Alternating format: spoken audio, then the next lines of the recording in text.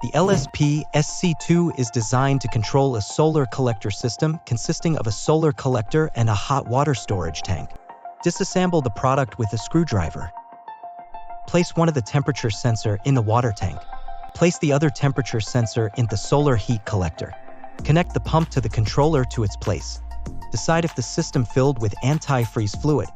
If the system filled with antifreeze fluid, place the jumper on the left. If it is not filled, place on the right side. Remount the backplate.